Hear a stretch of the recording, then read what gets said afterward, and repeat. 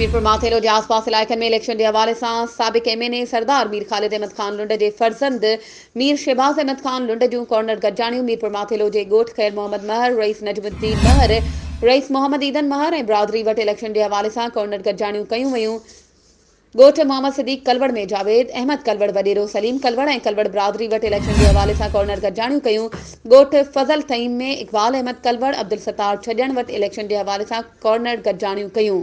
ॻोठ काज़ी लाल बख्श कलवड़ में उस्ताद सादिक अली उस्ताद राहिब अली कलवड़, काज़ी टोबा बिरादरी कलवड़ बिरादरी वटि इलेक्शन जे हवाले सां कॉर्नर गॾिजाणियूं कयूं ऐं ॿियनि केतिरनि ई मुख़्तलिफ़ ॻोठनि में इलेक्शन जे हवाले सां कॉर्नर गॾिजाणियूं कयूं। अवाम पारां मीर शहबाज़ अहमद ख़ान लुंड जो शानदार इस्तक़बाल कयो ऐं NA 198 ते पाकिस्तान पीपल्स पार्टी उम्मीदवार सरदार मीर ख़ालिद अहमद ख़ान लुंड जी भरपूर हिमायत जो ऐलान कयो।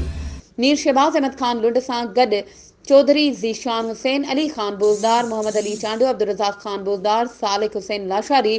ताज मोहम्मद ख़ान कोलाची, गुलशेर अहमद ख़ान बोज़दार, समंदर ख़ान भयो, गुलाम सरवर चना ऐं ॿिया गॾु हुआ।